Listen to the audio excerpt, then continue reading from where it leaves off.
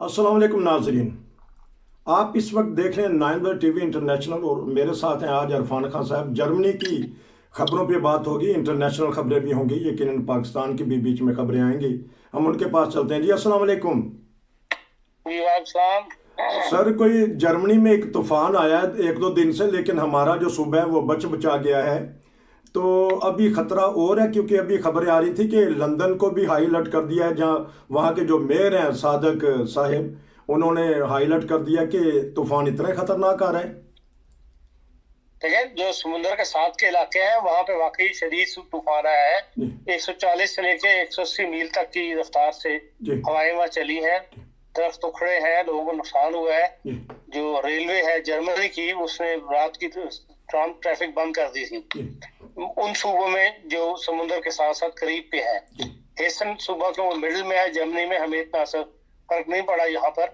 लेकिन यह है कि जो मुतासरा इलाके थे वहां पर वाकई बहुत खतरा था। इसीलिए जर्मनी में रेलवे का बंद हो जाना कि रेलवे रात को इतने बजे के बाद नहीं चलेगी, ये बहरहाल एक इम्पोर्टेंट वो है इवेंट था। खतरात मौजूद थे जिसकी वजह से रेलवे को बंद किया गया। लेकिन अभी भी जो है मौसम खुला नहीं है, अभी भी किसी वक्त तेज हवाएं चलनी शुरू हो जाती हैं। जी और अभी ये 2 दिन कैफियत और रहनी है हाँ, कॉल मौसमियात वालों के। क्योंकि नाजरीन यहाँ जर्मनी से जो रेलवे है वो पूरी यूरोप में जाती हैं, इसलिए उन्होंने हिफ्ज़ मुक़द्दम के तौर पे रेलवे को रोक दिया गया। और इसी तरह बहुत सारे पता लगा कि जहाज़ भी लेट हुए हैं, हवाई सर्विस भी लेट हुई है। बहरहाल अभी तक कोई ऐसी इतलात नहीं आई जिससे बहुत ज़्यादा नुकसान हो। हाई अलर्ट कर दिया गया, लेकिन ये कौमें जो सी हैं पहले ही अपने इंतजाम कर लेती हैं, शहरियों को बता देती हैं कि अपने घरों में रहें। लंदन में भी आज कहा गया है, उनके जो मेयर हैं सादिक साहब, उन्होंने कहा है कि सादिक खान के घरों में रहें, बाहर ना निकलें, ताकि एक्सीडेंट होने का खतरा है, या दरख्त गिरेंगे या साइन बोर्ड गिरेंगे, या बाज़ वक्त छतें भी उड़ जाती हैं बाज़ दफ़ा ऐसे मौसम में, तो इसलिए महफूज रहेंगे। जी, और जर्मनी से क्या खबर है?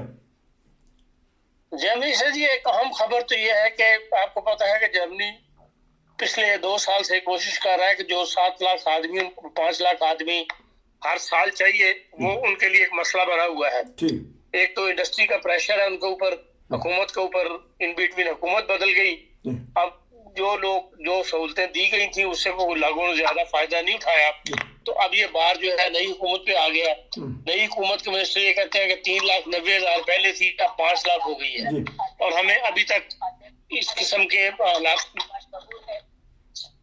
इस फिल्म के हालात का सामना है कि हम अभी तक इस गैप को कैसे पुर करें, इस तरफ हमें कोई तवज्जो जो है मतलब कामयाबी इस तरह हासिल नहीं हो रही। इसके लिए उन्होंने जो मुख्तलिफ ज़राए इख्तियार किए हैं, उसमें एक उन्होंने बैटल्समैन फाउंडेशन है जर्मनी का, एक थिंक टैंक है, उनके जिम्मे भी एक सर्वे लगाया था कि हमें सर्वे करके बताएं कि जो लोग जर्मनी में आ चुके हैं अब तक, इनको कैसे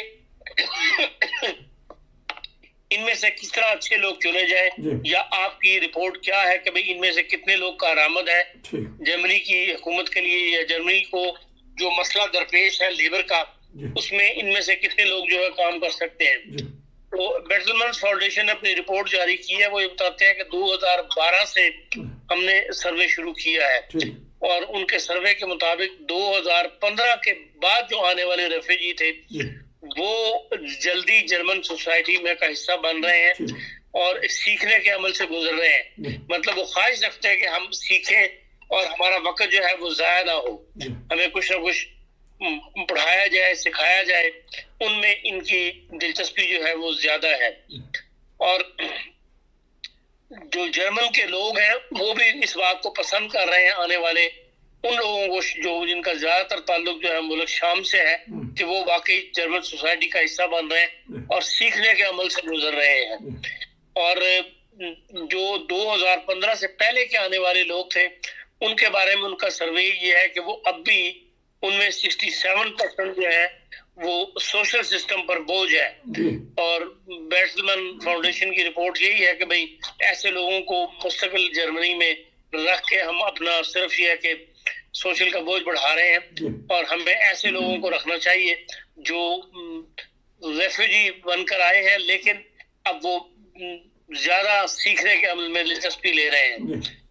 और ये है कि 2021 में जो है वो 2017 کے بعد سب سے زیادہ اسائلم سیکر یہاں جرمنی میں آئے ہیں.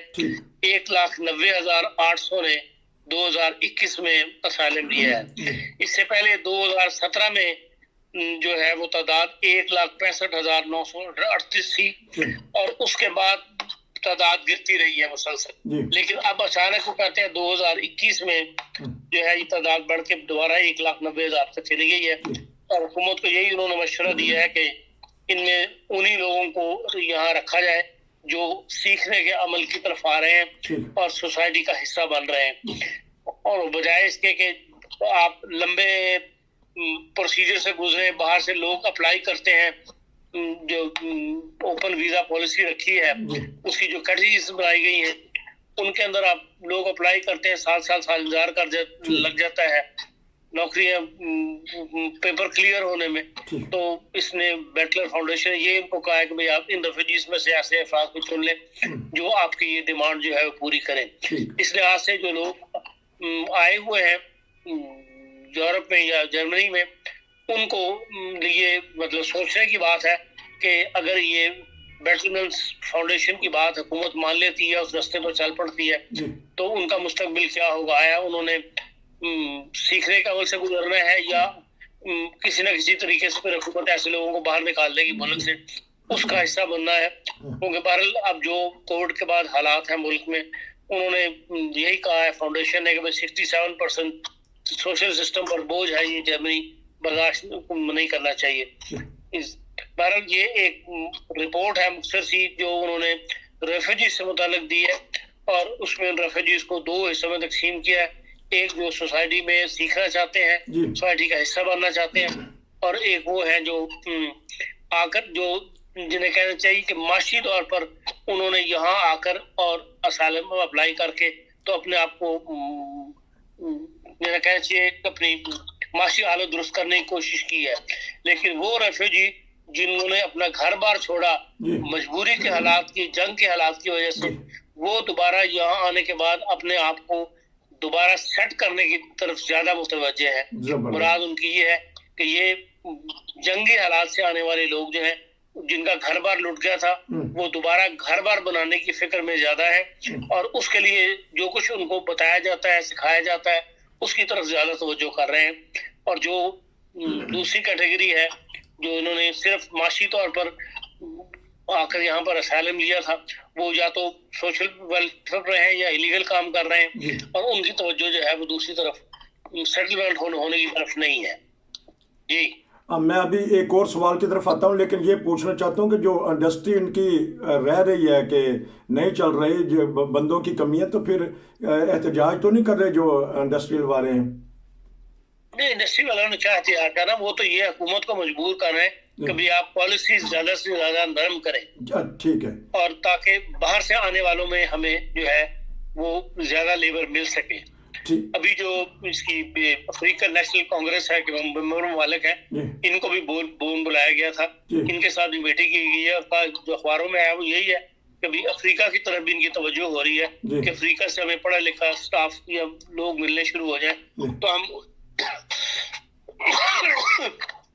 ان کو بھی ہنرمند کے ویزے جو ہے وہ جاری کریں گے. اچھا، افریقہ والوں کو بھی جو یہ بتائیے گا کہ کون سے لوگوں کو انہوں نے زیادہ فرسٹ کیٹیگری میں، پہلی کیٹیگری میں رکھا ہے، اور دوسرے کون سے کیٹیگری ہیں جو اس میں؟ شام کے لوگوں کو انہوں نے سب سے زیادہ اپریشیٹ کیا ہے. اچھا، سیرین جو یہاں آئے تھے جنگی حالات میں، سیریا سے لوگ آئے ہیں ان کو زیادہ اپریشیٹ کیا گیا ہے.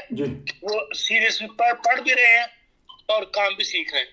اچھا، لیکن وہ ان کو تو حکومت لے کے آئی تھی 7 والے ملکوں سے خود اٹھا کے، بلکہ ان کی جو ہماری چانسلر تھی میرکل، ان کو تنقید کا نشانہ بھی بنانا پڑا تھا. تھوڑی سی ناظرین کو پھر بتا دیجیے گا تاکہ پتہ لگے کہ سیرین کے لوگوں کو کیوں یہاں رکھا گیا تھا.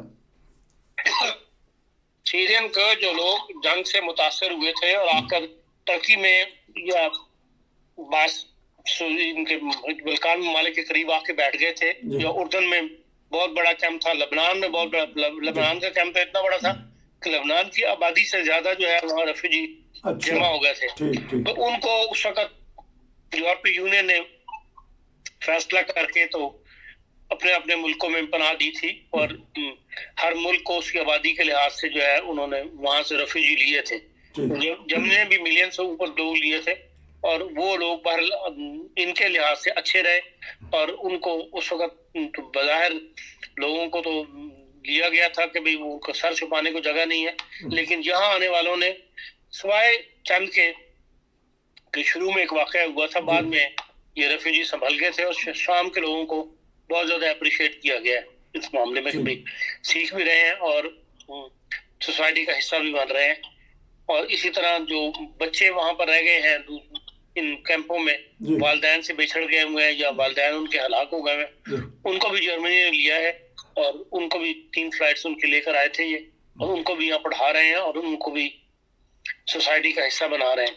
بہرحال جرمنی نے جو ملک سیریا ہے وہاں سے آنے والوں کو زیادہ ویلکم کیا ہے. اچھا، اب اس پروگرام کے میں 2 منٹ رہ گئے، تو ایک بتا دیجیے گا کہ ہمارے جو وزیر اعظم گئے تھے یوکرائن اور روس، اور کچھ تھم گیا تھا معاملہ، لیکن ابھی بھی صدر جو ہیں جو بائیڈن، ان کی طرف سے آ رہا ہے کہ روس آوے ہی آوے، اس نے حملہ کرنا ہی کرنا ہے. یہ جان کے کیوں چھیڑنا چاہتے ہیں جب معاملہ ایسا دب رہا ہے؟ تو یہ کوئی اس میں سازش ہے یا کیا وجہ ہے؟ کہاں تک دیکھ رہے ہیں اس کو؟ دیکھیں، جو امریکہ کی سب سے بڑی انڈسٹری جو ہے وہ اسلحے کی انڈسٹری ہے، ٹھیک، اور یہ لوگ چاہتے ہیں کہ بھئی کوئی نہ کوئی ٹھوٹھا جو ہے ہوتی رہے دنیا میں کسی نہ کسی خطے کے اندر، تاکہ ان کی یہ جو انڈسٹری ہے یہ چلتی رہے، اور زیادہ سے زیادہ اسلحہ جو ہے وہ ممالک کو ضرورت پڑے اور وہ بیچے. آپ دیکھ لیں ذرا سا حوثی قبائل نے اس پہ ابوظہبی کی طرف حملہ کیا تھا، انہوں نے فٹ وہاں پہ جناب اپنا اسلحہ بیچنا شروع کر دیا.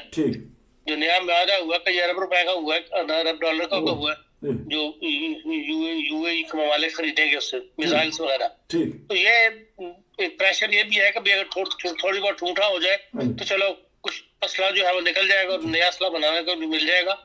لیکن بہرحال پوٹین نے جو پچھلا بیان دیا ہے وہ تو کافی، اس کو یورپ نے بھی ویلکم کیا ہے، اور لیکن یہ ہے کہ اس نے پوٹین کے بیان کے بعد جو ہے وہ deputy head of the mission جو ہے رشیا میں اس کا امریکہ کا، اس کو ملک سے نکال دیا ہے، اس کو حکم دیا کہ ہمارا ملک چھوڑ دو. تو یہ اس نے ایک ریئیکشن شو کیا ہے جو بائیڈن کے بیان کے اوپر. لیکن بہرحال اب حالات بظاہر یہی نظر آتے ہیں آہستہ آہستہ، جیسا کہ کسی تجزیہ نگار نے کہا تھا کہ بھئی یہ صرف پوٹین کی پالیسی یہ ہے کہ ان کو تھکائے رکھو، ان کو ذہنی طور پہ جو ہے وہ مصروف رکھو اور انجوائے کرو. تو ایسا ہی مسئلہ لگتا ہے کہ بھئی وہ کچھ نہ کچھ کرتا رہتا ہے، جس کی وجہ سے جو ہے وہ جو پوری نیٹو ممالک ہے ان کی توجہ جو ہے وہ زیادہ تر اس کی طرف رہتی ہے کہ بھئی یہ حالات کو جو ہے کہیں جنگ نہ چھڑ جائے. لیکن امید بظاہر یہی کہا جا رہا ہے کہ شاید جنگ نہ ہی ہو اس خطے کے. اللہ کرے جنگ نہ ہی ہو، یہی سب قوم کی دعا ہے، ساری دنیا کی دعا ہے، امن پسند لوگوں کی دعا ہے کہ کسی نہ کسی طریقے سے یہ جو جنگ کے بادل ہیں چھٹ جائیں. خان صاحب آپ کا بہت شکریہ. انشاءاللہ ہم اگلے پروگرام میں آپ سے پاکستان کی اور بین الاقوامی خبریں لیں.